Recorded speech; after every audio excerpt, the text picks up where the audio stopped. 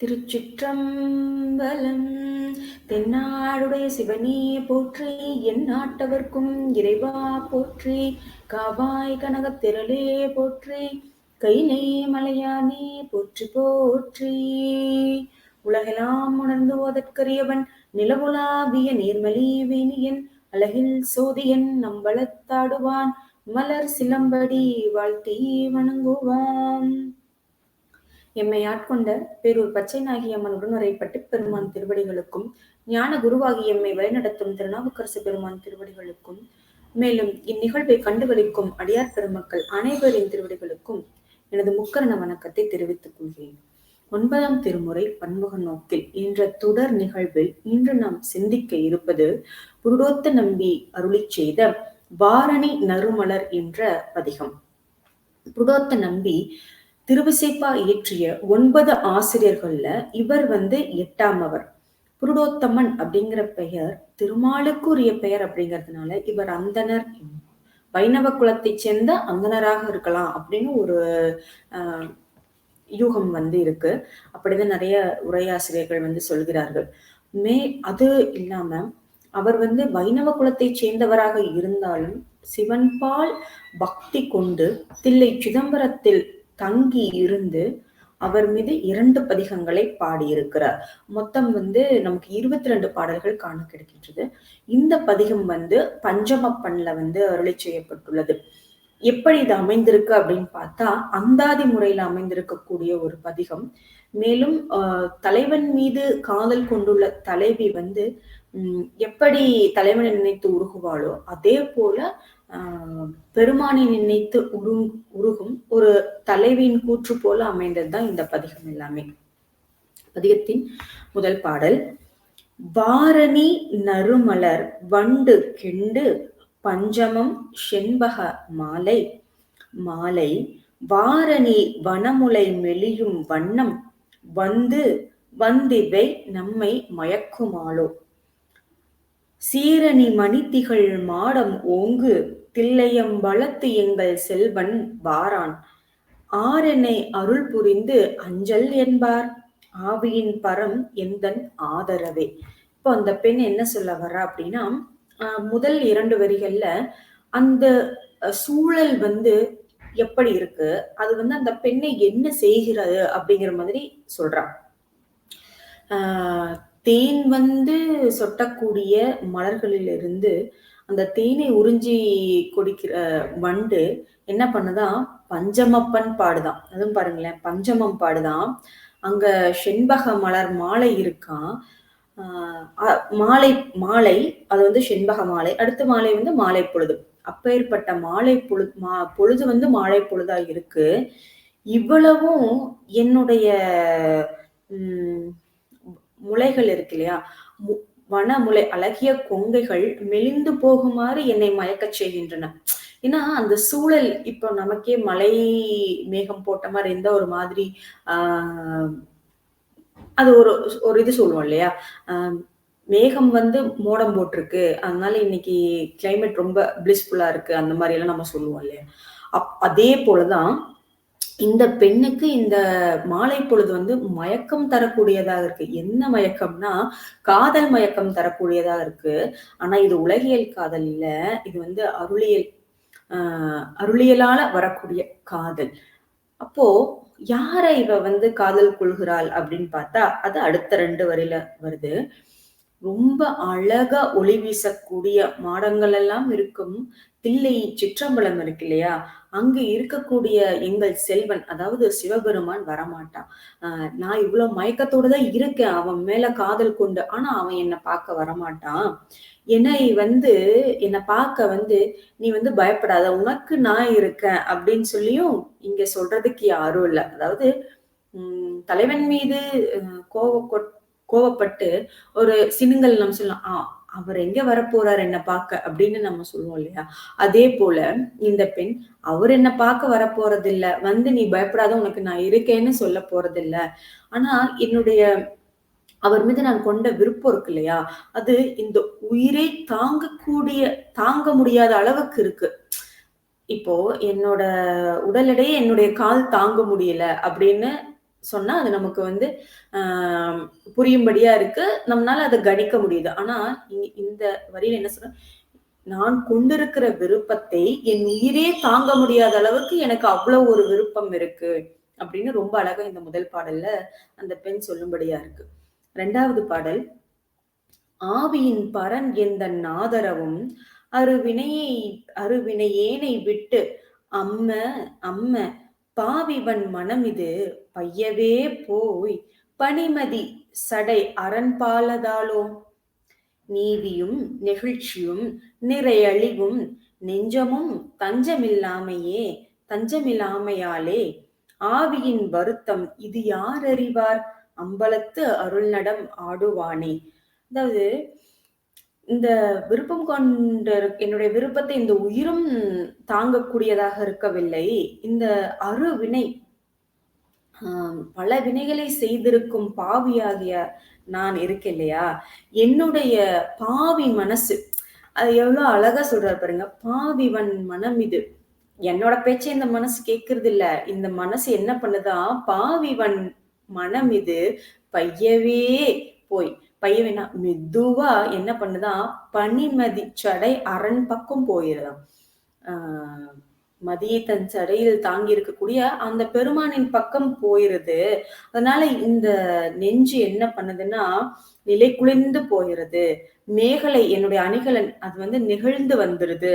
அப்புறம் அந்த நிறை அப்படிங்கிறது, நிறையழிவு அப்படிங்கிறது பெண்ணுக்குன்னு ஒரு உறுதிப்பாடு இருக்கும் இல்லையா, அந்த அச்சம் மடம் நாணம் பயிர்ப்பு இதெல்லாம் இல்லாம நிலையழிந்து போகும்படியா யார் செய்யறாரு அப்படின்னா அந்த காதல் மயக்கம் செய்கிறது. அதற்கு காரணமா இருக்கிறவர் யார், அது பெருமான். அப்படி இந்த இப்படியெல்லாம் பாடுபடக்கூடிய இந்த உயிரின் வருத்தத்தை இங்கு யார்தான் அறிவார்? அந்த தில்லையில் அருள் நடனம் புரிகின்ற பெருமான் அறிய மாட்டாரா, வந்து எனக்கு அருள் புரிய மாட்டாரா அப்படின்னு இந்த 2வது பாடல்ல சொல்றா. 3வது பாடல், அம்பலத்து அருள் நடம் ஆடவேயும் யாது கொள் வினைவதென்று அஞ்சி நெஞ்சம் உம்பர்கள் வன் பழியாளர் முன்னே ஊட்டினர் நஞ்சை என்றேயும் உய்யே. வன்பல படையும் பூதம் சூழ வானவர் கணங்களை மாற்றியாங்கே என் பெரும் பயலமை தீரும் வண்ணம் எழுந்தருளாய் எங்கள் வீதியூடே. இப்போ இந்த பாடல்ல இந்த பெண் என்ன சொல்ல வர்றா அப்படின்னா,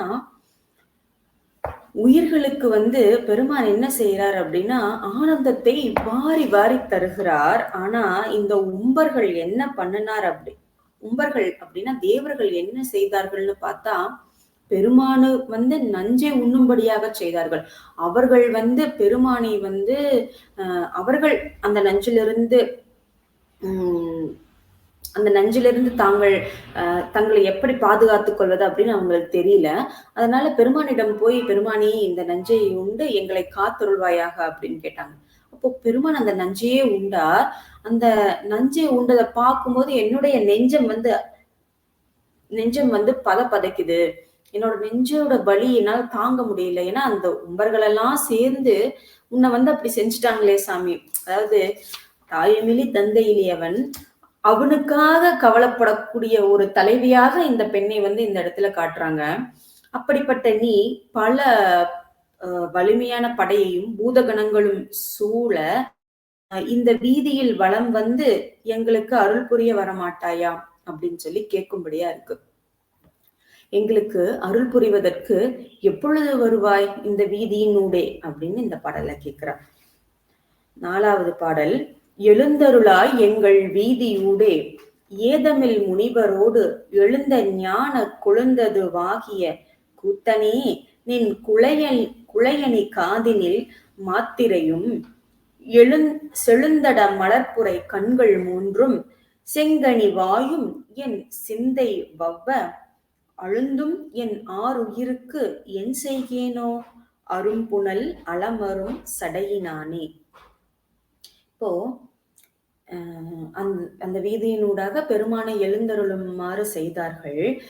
இப்போ எழுந்தருள மாட்டாயா அப்படின்னு கேட்டாங்க. அப்படி எழுந்தருளும் எங்கள் பெருமானே, நீ வந்து தில்லை இல்ல ஏதமில் முனிவரோடு அப்படின்னா பதஞ்சலி வியாக்கிரபாதரை வந்து குறிப்பால வந்து இங்க சொல்றாங்க. குற்றமில்லாத முனிவர்களுக்கு எழுந்து அவர்களுக்கு ஆனந்த நடனம் காட்டினாய். அங்க வந்து நீ நடனம் ஆடிக்கொண்டிருக்கிறாய். எதற்கு?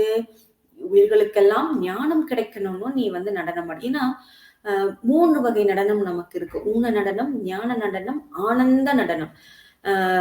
ஜீவன் முக்தர்களுக்காக செய்வது ஆனந்த நடனம். அதாவது உலக உயிர்களை உய்விப்பதற்கு செய்வது ஊன நடனம், 5 ஒளிலை செய்வது. ஞான நடனம் அப்படிங்கிறது அதிலிருந்து உயிர்களுக்கு வந்து பக்குவத்தை கொடுத்து ஞானத்தை தருவதற்கு செய்வது ஞான நடனம். அப்படியாக எழுந்த ஞான குழுந்ததுவாகிய கூத்தனே, ஞான குழுந்தா இருக்கக்கூடிய கூத்தனே, நின் குளையணி காதினில், உன்னுடைய காதுல நீ அணிஞ்சிருக்கு இல்லையா குளை, அதுவும் மலர் போன்ற அந்த 3 கண்களும், செங்கனி வாயும், சிவந்த அந்த அந்த குனித்த புருவம், கோவை செவ்வாயும்னு நம்ம நாவுக்கரசு பெருமான் சொல்வார். அது போன்ற சிவந்த வாயும் என்னுடைய சிந்தைக்குள் சென்று என்னை வந்து என்னுடைய உயிரை வந்து வருத்துகின்றது. நான் என் செய்கேனோ? அருமையான புனலை தன் சடையில் தாங்கியவனே அப்படின்னு சொல்லி இந்த பாடல்ல வந்து அந்த பெண் கூறுகிறார். அடுத்த பாடல், அரும்புணல் அலமரும் சடையினானே அமரர்கள் அடிபணிந்து அரற்ற அந்நாள் பெரும்புறம் எரி செய்த சிலையின் வார்த்தை பேசவும் நையும் என் பேதை நெஞ்சம். அதாவது அப்படி அருமையான புனலை தன் சடையில் வைத்துள்ளவனே, எல்லா தேவர்களும் வந்து உன்னிடம் மன்றாட, நீதான் எங்களுக்கு சரண் என்று உன்னிடம் வந்து அடிப்பணி, நீ என்ன செய்தாய்? உனக்கு அடங்காமல் இருந்த அந்த முப்புராதி தேவர்களை வந்து அழித்து உன்னிடம் தஞ்சம் புகுந்தவர்களை நீ காத்தாய். அந்த நிகழ்வை நான் நினைக்கும் போதே என்னுடைய நெஞ்சம் வந்து பதைக்கிறது அப்படிங்கிறார்.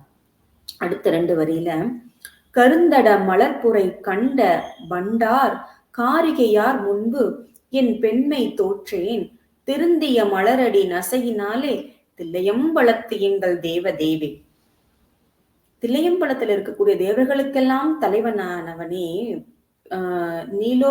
நீலோற்பவம் அப்படிங்கிற ஒரு மலரை சூடியிருக்கக்கூடிய என்னுடைய தோழிகள் முன்பு நான் வந்து வெட்கப்படும்படியாக நீ செய்கிறாய். அப்படின்னா எல்லாரும் இப்போ என்னுடைய தலைவன் நான் கேட்டதை தருவான் அப்படிங்கிற ஒரு கான்செப்டை நம்ம இங்க எடுத்துட்டோம்னா, எனக்கு வேண்டியதெல்லாம் செய்வான் அப்படிங்கிற ஒரு கான்செப்ட் எடுத்துட்டோம்னா, இப்ப பெண்கள் இப்ப தலைவி வந்து அவருடைய தோழிகிட்ட பேசுறா, எனக்கு வந்து என்னுடைய காதலன் என்ன கொடுத்தான் தெரியுமா, என்னுடைய தலைவன் என்ன செய்தான் தெரியுமா அப்படின்னு சொல்லும் போது அவளுக்கு ஒரு பெருமையா இருக்கும். ஆனா இந்த இடத்துல உன்னுடைய திருவடியவே நான் நினைச்சிட்டு இருக்கேன், ஆனா நீ இன்னும் அந்த திருவடியை எனக்கு தரல, அதனால என்னுடைய தோழியர்கள் முன்பு எனக்கு வந்து என் தோழியர்கள் முன்பு நான் வெட்கப்படும்படியாக நீ செய்கிறாய் அப்படின்னு அந்த நயம் இருக்கு இல்லையா, அது வந்து ரொம்ப ஒரு அற்புதமான சொல்லாட்சியில வந்து இங்க சொல்லியிருக்காங்க. அதான், காரிகையார் முன்பு என் பெண்மை தோற்றேன், என்னுடைய பெண்மையை தோற்று போகும்படியா நீ செய்துட்ட. ஏன்னா திருந்திய மலரடி நசையினாலே, உன்னுடைய மலரடியின் மீது கொண்ட விருப்பத்தினால் அப்படின்னு ரொம்ப அற்புதமா இங்க சொல்லியிருப்பா. அடுத்து 6வது பாடல், தில்லையம்பலத்து எங்கள் தேவ தேவை தீரிய அந்தனர் சிந்தை செய்யும் எல்லையதாகிய எழில்கொள் சோதி என்னுயிர் காவல் கொண்டிருந்த எந்தாய். தேவர்களுக்கெல்லாம் தலைவனாகிய சிவபெருமான் தில்லையம்பலத்துல தீரி அந்தனர்னா மெய்நெறியில் தேறி தெளிந்த அந்தனர்கள் நாளும் பூஜை செய்யக்கூடியவன், எல்லையில்லாத அழகையும் சோதி வடிவமாக இருக்கக்கூடிய பெருமான் எங்களையெல்லாம் காத்து தந்தை போல இருப்பவன் அப்படின்னு சொல்லிட்டு, பல்லையார் பசுந்தலையோடு இடறி பாதமென் மலரடி நோவ நீ போய் அல்லினில் அருநடம் ஆடில் எங்கள் 6 உயிர் காவல் இங்கு அரிதுதானே. இப்போ இது வந்து கொஞ்சம் அதாவது சீண்டும்படியா இருக்கக்கூடிய ஒரு வரி. நீ வந்து பசுந்தலை அப்படின்னா பற்களையுடைய அந்த பிரம்ம கபாலத்தை கையில் ஏந்தி கொண்டு உன்னுடைய பாதம் இருக்கு இல்லையா, அந்த பொற்பாதம் நோகும்படியா நீ வந்து ஒவ்வொரு இடமும் பிச்சை ஏற்கிறாய். அது மட்டும் இல்ல, நீ என்ன பண்ற, நள்ளிருளில் வந்து நடனம் ஆடிக்கொண்டிருக்கிறாய் சுடுகாட்டில். இப்படி நீ பண்ணிட்டு இருந்தா எங்களை காப்பது உனக்கு அரிதல்லவா, எப்படி நீ எங்களை காப்பாய் அப்படின்னு எடுத்துக்கலாம். இவ்வளவும் செஞ்சுட்டு நீ எங்களையும் காக்கிறாயே, எவ்வளவு அரிய செயல் இது அப்படியும் எடுத்துக்கலாம். ஏன்னா அது அரிது தானே அப்படிங்கிறது வந்து ஒரு கேள்விக்குறி எடுத்துக்கிட்டனால இந்த 2 வகையாவும் நம்ம எடுத்துக்கலாம். ரொம்ப ஒரு நயமான பாடல். அடுத்து 7வது பாடல். ஆருயிர் காவலிங்கு அருமையாலே அந்தணர் மதலை நின் அடிபணிய கூர்நுனை வேட்படை கூற்றம் சாய குறைக்கழல் பணிகொள மலைந்ததென்றால் ஆரினி அமரர்கள் குறைவிலாதார் அவரவர் படுத்துயர் களைய நின்ற சீருயிரே எங்கள் தில்லை வானா சேயிலையார்க்கு இனி வாழ்வரிதே. அதாவது எங்களுடைய உயிரை இனி யார், அந்த உயிர் வந்து உயிரை காப்பது ரொம்ப ஒரு அருமை, செய்வதற்கு அறியாத ஒரு செயல்னு நம்ம இங்க எடுத்துக்க வேண்டியதில்லை. ஏன்னா பெருமான் அதை செய்யறார். ஏன்னா பெருமான் செய்தா அது செயற்கரிய செயல். ஆனா இப்ப என்னால இன்னொரு உயிரை வந்து போகாம தடுத்து நிறுத்த முடியுமா அப்படின்னா முடியாது. அதாவது சாதாரண மக்களுக்கு அது முடியாது. அப்ப என்ன பண்ணணும், நம்ம எல்லாத்துக்கும் அப்பாற்பட்ட பெருமானிடம்தான் போய் அடிபணியணும். அப்படி அடிபணிந்த மிருகண்டு முனிவரின் மகன் மார்க்கண்டேயனின் உயிரை காப்பாற்ற சிவபெருமான் என்ன செய்தார்னா, சூலத்தை வந்து தாங்கி வந்த எருமையின் மீது, எருமையை வாகனமாக கொண்டு சூலத்தை தாங்கி வந்த கூற்றுவனை வந்து காலால் உதைத்து, அவன் எப்படி சொல்றாருன்னா, குறைக்கழல் பணிகொள மலைந்ததென்றால் அவனுடைய உயிர் போகும்படியா செய்தார். ஆரினி அமரர்கள் குறைவிலாதோர் அவரவர் படுதுயர் களைய நின்ற சீருயிரே எங்கள் தில்லை வானா. குறைவில்லாத தேவர்கள்னு யாராவது இருக்காங்களா? கிடையாது. ஏன்னா எல்லாரும் ஏதாவது ஒண்ணு செஞ்சு ஏதாவது ஒரு தவறு செய்து பெருமானிடம்தான் அதற்கு போய் நிற்பாங்க. அப்படி தவறு செய்திருந்தாலும் அவர்களுடைய துயரை களைபவன் நீ. அப்படி களையக்கூடிய உயிர்களுக்கெல்லாம் சிறந்த உயிரானவனே, எங்களுடைய தில்லையில் வாழ்பவனே, இனி எனக்கு வந்து உன்னை நினைக்காம வாழ்வது அப்படிங்கிறது ரொம்ப அரிதினும் அரிதானது அப்படின்னு இந்த பாடல சொல்றான். அடுத்து 8வது பாடல். சேயிலையார்க்கு இனி வாழ்வதரிது. ஆமா, உன்னை நினைக்காம இந்த சேயிலை வந்து வாழ்வது அரிது. திருச்சிற்றம்பலத்து எங்கள் செல்வனே, நீ தாயினும் மிக நல்ல என்று அடைந்தேன். தனிமையை நினைகிலை சங்கரா, உன் பாயிரும் புலியதல் இன்னுடையும் பைய மேல் எடுத்த பொற்பாதமும் கண்டு இவள் இழந்தது சங்கம் ஆவா எங்களை ஆளுடை ஈசனையே, எங்களை ஆளுடை ஈசனையோ. இப்போ இந்த பெண் என்ன சொல்றனா, சிற்றம்பலத்துல எழுந்தல் இருக்கக்கூடிய எங்கள் செல்வனே, நீ தாயினும் சாலச் சிறந்தவன். அதுதான் பால் நினைந்தூட்டும் தாயினும் சால பரிந்து அப்படின்னு சொல்லி திருவாசகத்துல மணிவாசகர் சொல்வார். தாயினும் சிறந்தவன். ஏன்னா ஒரு தாய் என்பவள் ஒரு குழந்தைக்கு மட்டும்தான் அது அழும்போது பால் ஊற்றா. ஆனா இந்த இடத்துல பெருமானாகியவர் எத்தனை உயிர்களுக்கு வந்து அவர்கள் வேண்டும் நேரத்தில் வேண்டியதை தருகிறார், பால் நினைந்து ஊட்டுகிறார் இல்லையா? அதனால தாயினும் மிக நல்ல சங்கரா, உன்னுடைய அந்த புலி ஆடையையும் அந்த பொற்பாதத்தையும் நினைத்து நினைத்து நான் வந்து என்னுடைய கையில் இருக்கிற வளையல்கள் வந்து கலண்டு விழக்கூடிய அளவுக்கு நான் மெலிந்து விட்டேன். இனி உன்னை நினைக்காம என்னால வாழ முடியாது அப்படின்னு இந்த 8வது பாடல்ல வந்து அருளி செய்கிறார். அடுத்து 9வது பாடல். எங்களை ஆளுடை ஈசனையோ இளமுலை முகம் நெக முயங்கினிற் பொற்பங்கயமும் புரைமுகம் நோக்கி நோக்கி பனிமதி நிலவ தென்மேற்படர செங்கையல் புரைக்கண்ணி மார்கள் முன்னே திருச்சிற்றம்பலம் உடனே புகுந்து அங்குன பல பணிப்பழ செய்து நாளும் அருள் பெறின் அகலெடுத்து இருக்கலாமே.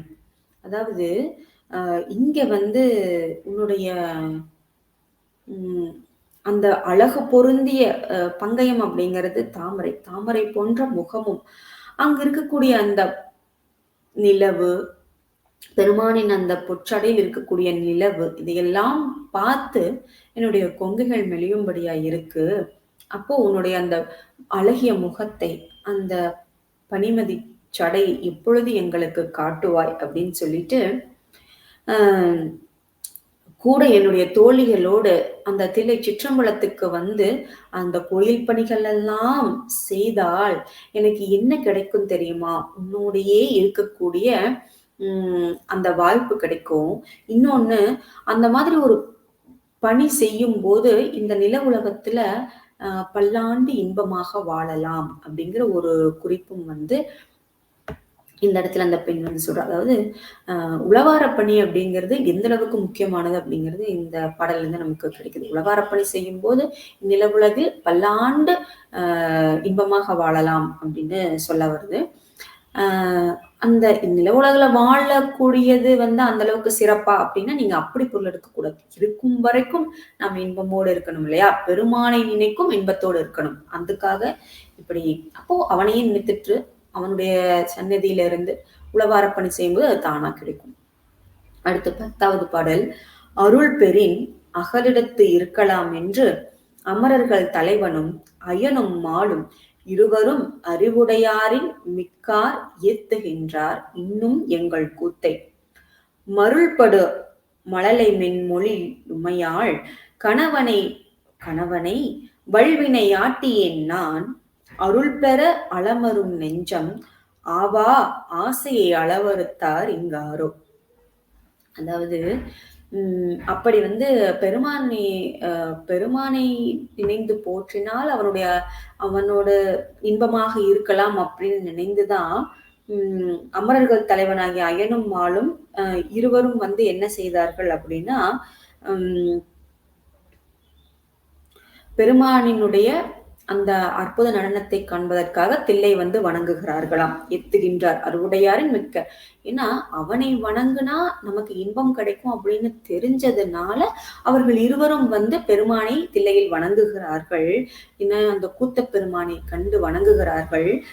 மருள்படு மழலை அப்படின்னா மயக்கம் கொண்ட இந்த அதாவது பெருமான் வந்து அம்மையின் மொழியை கேட்டு மயக்கம் கொள்கிறாராம். அதனால மயக்கத்தை ஏற்படுத்தக்கூடிய மொழியுடைய அம்மையின் கணவனை வல்வினையாட்டியேன் நான் வினைகளை செய்யக்கூடிய வினைகள் ஏகப்பட்ட வினைகளை என்பால் கொண்டுள்ள நான் என்ன செய்கிறேன்னா அவனுடைய அன்பை பெற வேண்டும் என்பதற்காக என்னுடைய நெஞ்சு வந்து மிகுந்த ஆசை கொள்கிறது. இங்க ஆசையை அறுத்தவர்கள் தான் யார் இருக்கா? யாரும் கிடையாது. ஆசையை அறுப்பவர்கள் யாரும் இங்க இல்லை. ஆனா இந்த உலகியல் ஆசை அருமீன்கள் அப்படிங்கிற ஒரு அர்த்தத்திலே நம்ம இதை எடுத்துக்கலாம். இங்க பெருமான் மீது அவ்வளவு ஆசையை நான் வச்சிருக்கேன். அந்த ஆசையை நான் எப்படிதான் அறுக்கிறது? அது ரொம்ப கஷ்டம், அது முடியாது அப்படின்னு சொல்லி ரொம்ப உமையாள் கணவன் பெருமானே அம்மையின் மொழி கேட்டு மயங்குகிறாராம். அவனை அடைவதற்கு இந்த நெஞ்சம் வெம்புகிறது, ஆசை கொள்கிறது. அந்த ஆசையை எப்படி அறுக்க முடியும்? இங்க யாருதான் ஆசை வைக்காம இருக்கா அப்படின்னு ரொம்ப அற்புதமா எனக்கு இந்த ரொம்ப என்னை வந்து ரொம்ப கவர்ந்த ஒரு பாடல் இந்த பாடல். அடுத்த நிறைவு பாடல்.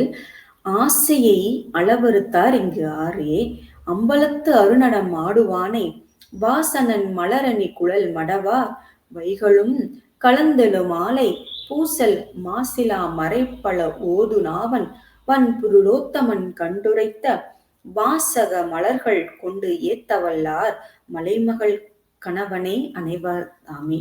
அதாவது அந்த அம்பலத்துல அருமையான நடனத்தை ஆடிக்கொண்டிருப்பவனை வாசனன் மலரணி அங்க இருக்கக்கூடிய பெண்கள் எல்லாம் அருமையான மனத்தை வரக்கூடிய மலரை சூடியுள்ள பெண்கள் பாடும்படியாக மறைகளை ஓதும் மந்தரனாகிய நான் பாடிய இந்த மலர் போன்ற இந்த 10 பாடல்களையும் பாட வல்லவர்கள் பெருமானை அடைவார்கள். பெருமானுடைய அருளை மலைமகள் கணவனின் அருளை பெறுவார்கள் அப்படின்னு ரொம்ப அற்புதமா தலைவி கூற்று போல அமைந்த பதிகத்தை அருளி செய்திருக்கிறார் புருடோத்த நம்பி என்று கூறி இன்றைய நம் சிந்தனையை நிறைவுக்கு கொண்டு வருகிறேன். நன்றி, வணக்கம். திருச்சிற்றம்பலம். தென்னாடுடைய சிவனியே போற்றி, என் நாட்டவர்க்கும் இறைவா போற்றி, காவாய் கனகத் திரளே போற்றி, கைலை மலையானே போற்றி போற்றி. திருச்சிற்றம்பலம்.